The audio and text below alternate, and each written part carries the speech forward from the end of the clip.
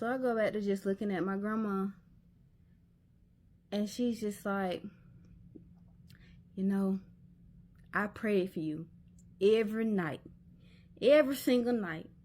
And I asked the Lord to bring you back home. And he did. And you're here. And I'm looking at her like, Grandma, I know. Like, I know you prayed for me. I felt your prayers. Everything that I endured, like, and I got through, I know it's because, like, you were sending them up. You were sending them up long and hard. Like, you were sending them up for me. And I'm just looking at my grandma, and I was like, I couldn't say anything. It's like I'm thinking all these thoughts. All these thoughts are in my head, but I couldn't say anything. I could just look. All I could do was just look at her with teary eyes, like, because I know she prayed for me.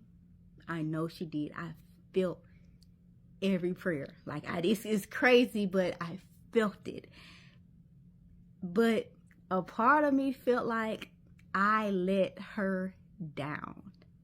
Like, she used to always tell me that you got an anointing on your life. I see greatness in you. You're going to be great. You're going to do great things. I can see it. It's all over you. And I never knew what she meant by that. So I was just like, well, okay, I guess I'm going to do some great things. But as my adult life was progressing, I was making questionable decisions.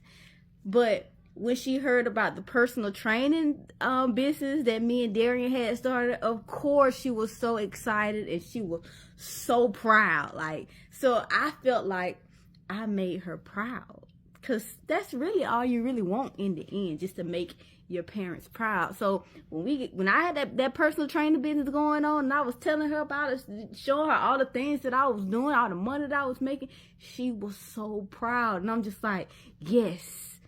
But now I'm here talking to her, remembering that she said that I was gonna be destined for great life. There is some greatness over me. She sees it, and I'm here standing before her broken.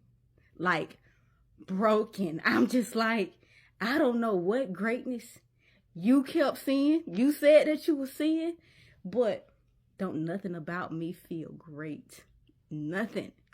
And I wanted so much to tell my grandma the things that I went through. I did.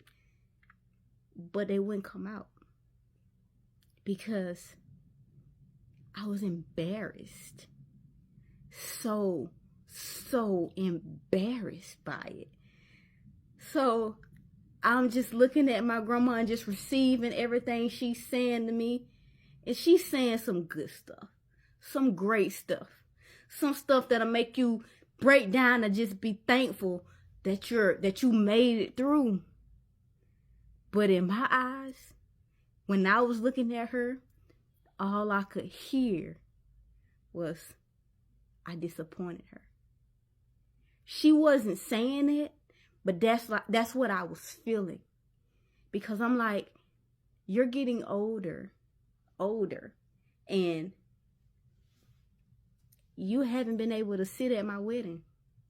You've been able to sit at my baby showers, but not my wedding.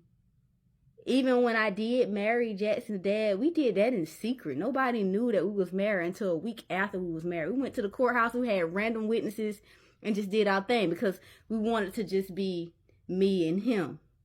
When I say we, I mean he, and I just went with it, because I was rolling with it. That's the start of me just rolling with it.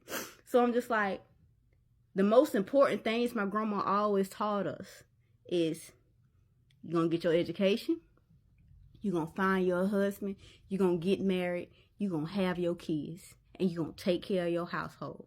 Make your kids great. That's what I was supposed to do. And I can't show that I did any of that besides the have kids part. And then I even did the have kids part wrong, because I was supposed to have kids with just one man, and now it's three. So I'm sitting in front of my grandma, who I felt like was the epitome of a woman. Like, my grandma has went through some things in life, and she overcame. She had her faith. She wasn't always a saved woman. She wasn't. She done did her things. But she had her faith, and once she found her faith, once she found God, she stuck with it. Like, stuck with it. My granddad didn't find God with her. My granddad was still doing the same, but it never deterred my grandma. It didn't. My grandma, she was, nobody could ever tell me anything wrong about my grandma. I don't care. You couldn't, because that was my superhero. Like, that was my role model. Like, my grandma. And I'm sitting before her, and I feel like I don't even deserve to be in her presence because of the questionable decisions that I've made.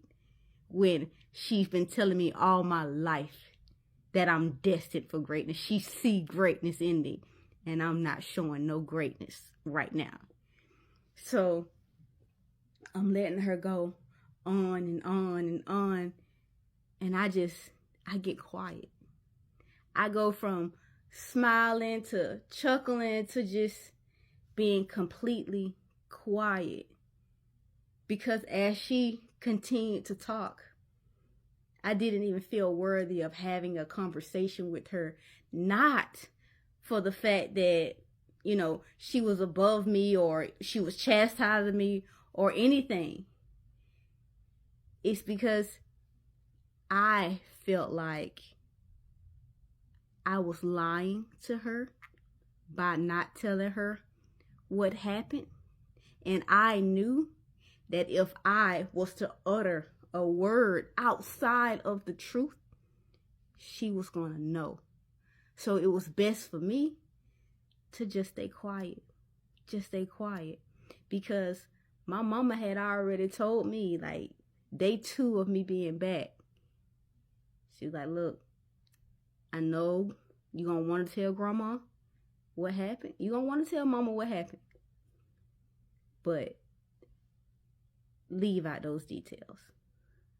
Don't tell her that he was putting his hands on you.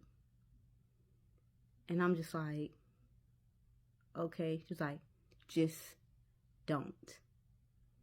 I didn't understand it then. But it's like, now, in present time, I understood exactly why she said it. Because we all in the family deal with trauma. Different traumas. Different triggers.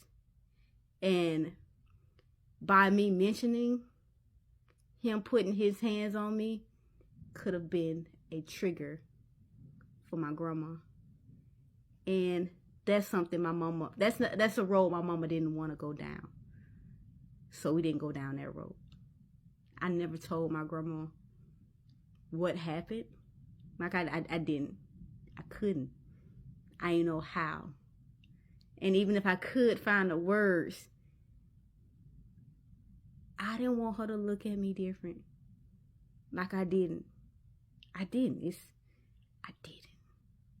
Like, I would rather her believe that me and him just didn't work because he cheated versus what really happened. So, yeah. By the time my grandma finished talking, she looked down. She's like, oh, it's time to get on the prayer line. Can you put me on it? That's when they all get on the phone. It's like one phone line when they just pray for each other. So she goes in the kitchen to get set up on the prayer line.